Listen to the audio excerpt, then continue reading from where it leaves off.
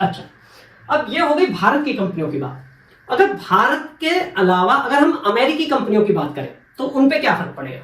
देखिए, जब वो भारत कंपनियों को जो प्रोजेक्ट मिलेगा वो उसका जो कॉस्ट है, जो वीजा वाला जो कॉस्ट है, ऐसा तो है नहीं कि वो अपने घरों से देंगे, तो वो उस कॉस्ट को उस प्रोजेक्ट की कॉस्ट में ही ऐड करेंगे। यानी कि अल्टीमेटली जो बर्डन आने वाला है वो अमेरिकन कंपनियों पे आने वाला है।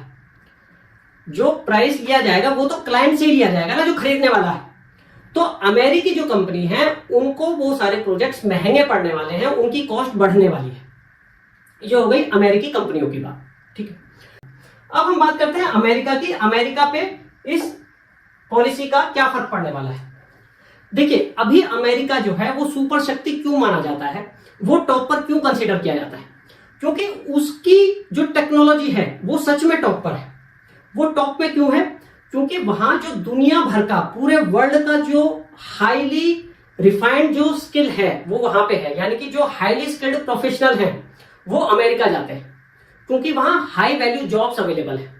यानी कि भारत का, चीन का या किसी और देश का जो बिल्कुल रिफाइंड टैलेंट है ना वो वहां पे है।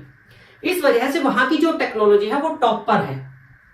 अब जो वो टैलेंट है वो अमेरिका में ना जाके इधर उधर डिस्ट्रीब्यूट हो जाएगा, स्प्रेड हो जाएगा। कोई ऑस्ट्रेलिया चला जाएगा, कोई यूरोप चला जाएगा, कोई मिडिल ईस्ट के और देशों में चला जाएगा। यानी कि वहां जो अभी सारा टैलेंट इकट्ठा होता था यूएस में, अब वो यूएस ना जाके इधर उधर बिखर जाएगा। तो जो उसकी टेक्नोलॉजी है जो वो टॉप पे है वो अल्टीमेटली अभी बेशक पता ना पड़े, लेकिन 10 साल, 15 साल, 20 साल में वो ऑटोमेटिकली नीचे आ जाएगी उसकी टेक्नोलॉजी। ये अमेरिका को ध्यान रखने वाली बात है जो अभी उसे नहीं लग रहा है। ठीक है, तो कहने का मतलब यह है कि अमेरिका की टेक्नोलॉजी नीचे आएगी। एक चीज और, अमेरिका जो है बहुत बड़ा अमाउंट R&D पर खर्च करता है, इसीलिए वो टॉप पर है।